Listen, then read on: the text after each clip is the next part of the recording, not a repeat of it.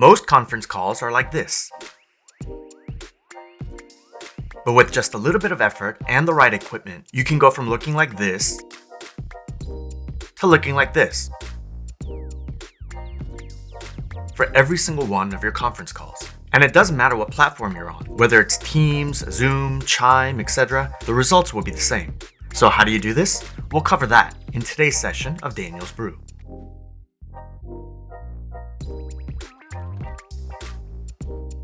Welcome back to Daniel's Brew, where I talk personal finance and career development. Alright, so first let me tell you the importance of having good production quality in your conference calls. According to this McKinsey survey on flexible work, 58% of the American workforce is in some kind of remote or hybrid work situation. And according to the latest Microsoft Work Trend Index report, right now the average employee spends about 57% of their time in communication tasks, meaning meetings, email, and chat. So we know that remote or hybrid work is here to stay. And given that we spend more than half of our time conferencing with each other, the audio and video aspects of our communications have become more and more important in this new and changing landscape of corporate work. How you show up in a Teams or Zoom meeting now replaces the impression that you would have given off if you were to be in a meeting room sitting across the table from your colleagues. And especially when you're giving a presentation or leading a customer pitch, having pristine video and audio quality can actually add more weight and resonance to your words.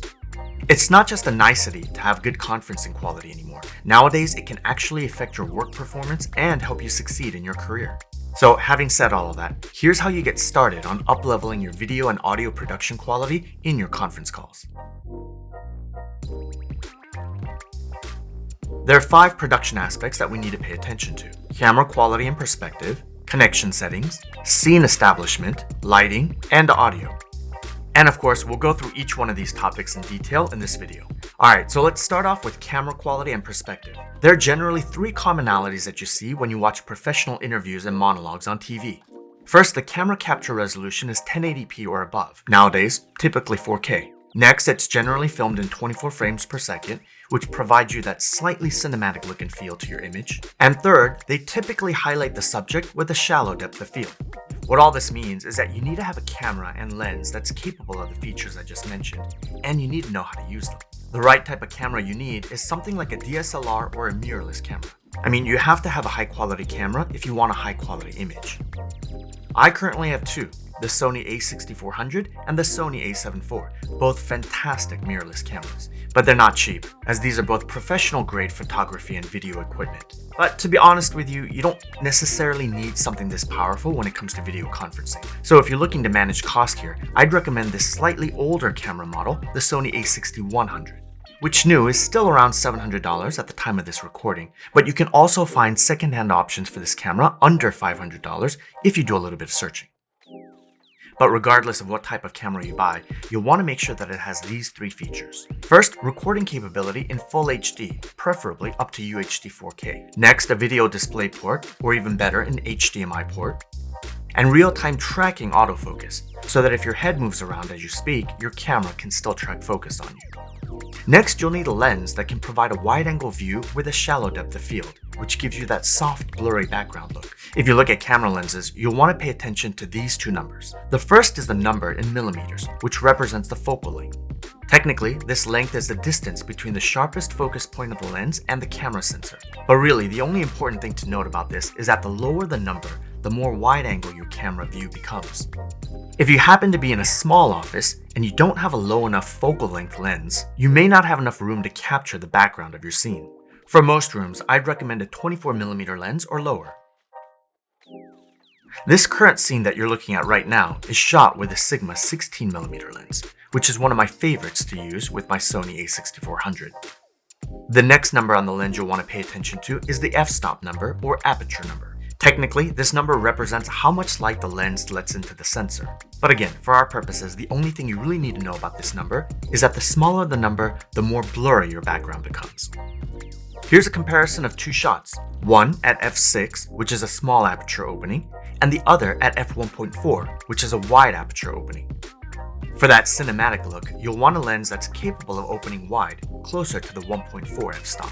But keep in mind that the f-stop number represents the maximum aperture that the lens is capable of. So if you happen to prefer, say, f2.8 level of blurriness instead of f1.4, you don't need to go out and purchase an f2.8 lens necessarily. You can just find one that is f2.8 or smaller and simply adjust the aperture here to your liking. Just make sure that whatever lens you get, you check for compatibility with the camera that you have or are looking to purchase. Oh, and one last thing about cameras. If you're on conference calls all day like I am, a single battery is certainly not going to last you. So you'll want to get a plug-in battery like this one that you can simply connect to a power outlet and sustain your camera for the full duration of your day. Next, let's go over video capture and connection settings. In our process, what we're essentially doing is taking our fancy DSLR or mirrorless camera and turning that into a webcam that your computer can access. In order for your computer to access the signal, you either need special software in your camera's operating system or computer operating system, or alternatively, you can buy a capture card like this Elgato Camlink that's specifically designed to take your camera video and turn it into a webcam signal through the hardware. If you buy this device, it's literally plug and play. Very simple. You simply attach the Camlink to an HDMI/micro HDMI dongle, which goes into your camera, and then connect the Camlink part directly into your PC. Then you just have to make 3 easy adjustments on your camera. First, because this Camlink device literally mirrors whatever you see on your camera LCD screen onto your webcam feed, you'll want to take steps to ensure that the video information that's typically shown on the LCD display is not replicated in your conference call image. If you're using the Sony a6400 like I am here, you can easily do this by going into the menu, navigating to the HDMI info display setting, and simply turning off this feature. The second adjustment you'll want to make is to establish the resolution and frame rate of your video feed. As I mentioned before, you'll want your feed to be at least 1080p in quality, or if you have enough bandwidth, 4K in resolution. On Sony cameras, you can do this by navigating to the file format submenu to specify between HD, which is 1080p, or 4K here. And below that in recording settings, you'll want to pick 24 frames per second. And lastly, you'll want your shutter speed for the capture to be roughly double the frame rate. So since our frame rate is 24 and doubling that is 48, the closest shutter speed setting that we can pick here is 1/50. And there you go, the video and connection settings are all done. So at this moment, you're actually set to use your new mirrorless or DSLR webcam in any conference call you want. Simply make the right selection in your video conferencing platform to choose Camlink, and your video feed should now be live. But we're obviously not done here yet. Setting up the camera is only part of the sequence. The next 3 topics will help ensure that you're utilizing your newly up-leveled camera capabilities to the fullest.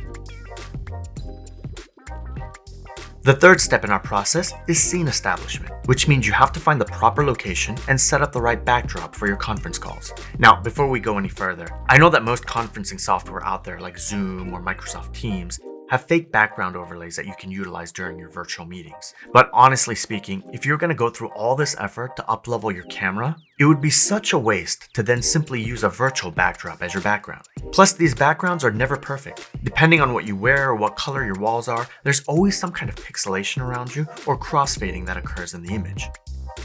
It would look far more professional for you to take a little bit of time and effort and actually find or create a professional setting rather than use the generic background images that they provide.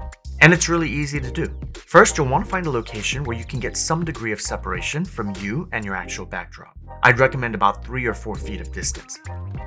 If you don't have this distance, your camera lens won't have enough room to create that blurring effect in the background, even if your aperture is as open as 1.4. So if possible, either move your desk away from your back wall about 3 to 4 feet, or work in an area where you have a large degree of depth, like your living room or your kitchen area. And if you like, you can also accent your background with any personal effects or practical lighting that can provide you some more color to your scene. And you don't have to overcomplicate this step. Any location can be a great scene as long as you have depth and proper lighting, which we'll talk about next. Alright, so lighting is actually one of the most important elements when it comes to video production. Even a bad camera can produce a somewhat decent video if your lighting is spot on. While there are professional lighting techniques that TV and other film studios employ, for our purposes, we really just need to keep in mind the following simple concepts. First, we want to make sure that the subject, which is you, is properly lit, meaning you're not overexposed or underexposed in the scene. And the way you do that is to turn off any sources of light that are shining directly behind you, and then make sure that your main source of light is in front of you at a slight angle, preferably about 45 degrees, so that your face and torso receive direct illumination. Then either adjust up or down the light source so that you don't look overexposed and white in the frame, or too underexposed and not visible to the other end. It also helps to have a diffused or soft source of light, or in other words, a light source that is large rather than narrow and has some sort of filtering or covering on it. You can buy one of these cheap studio softboxes, or simply use a lamp that you have lying around the house, as long as the light is not directly shining into your face. Not direct sunlight, but ambient daylight is also naturally soft. So if you're by a window and the sun isn't directly shining into you, this would also be a really good source of light. Now, once you properly light the scene, you might find that your image looks a little bit like this, with an unusual tint to the color. This typically means that the white balance in your camera is off. Without getting too technical, your camera bases its color template off of what it considers to be white in the scene. But if the basis of that white is off, maybe because of the color temperature of the light sources in the scene, then the camera might create some unsightly blue, orange, or even green color casts into the video.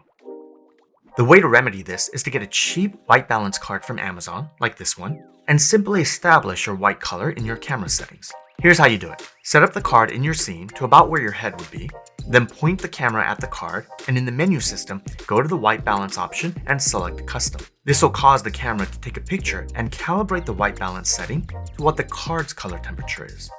And there you go. If you keep those settings, the scene should now have the right color balance reflected. And of course, I'm using my Sony camera here, but just about any DSLR or mirrorless camera should have this white balance adjustment setting in the menu. And lastly is the topic of audio. This one is fairly simple to address. For most people, when they conduct Zoom or Teams meetings, they simply use the microphone array that's attached to their laptops. But to have a cleaner, more robust sounding audio, you really need a separate, dedicated microphone that's closer to the source, in this case, your voice. And almost any separate audio capture device will be better than the laptop mic, even this cheap $20 earbuds. But if you really want crisp and pristine audio, I'd recommend an actual standalone microphone, like this Shure MV7 podcast mic. While it is professional grade and has an XLR output for those that are serious about their audio production, this particular mic also comes with a USB connection as well, so you can simply plug it into your PC and utilize it right out of the box. Shure also has this companion app that allows you to fine-tune your audio signal as it runs through the mic, which is a powerful tool that can enhance your voice. One last thing about audio. If you happen to be in a tight room, you might face the issue of your voice echoing against the walls of your room. This might create a slight hollow sounding voice in your conference calls. It'd be a shame to do all of this work to improve your video production only to sound empty and hollow in your calls. So to counteract this effect, simply line the wall that you're facing with a few sound absorbing foam panels to reduce the reverberation in the room. And there you go. Your audio should now be as pristine as your video. And that's it. As you can see, it's not terribly hard to become proficient enough in video and audio production to produce a high quality feed in your virtual meetings. If you found this video helpful, check out my other career development content that I have on my channel. This one in particular walks you through the top 6 steps in creating an amazing LinkedIn profile. So if that's a topic that interests you, check out the link below in the description section of this video. And with that, thanks for joining me today on another edition of Daniel's Brew.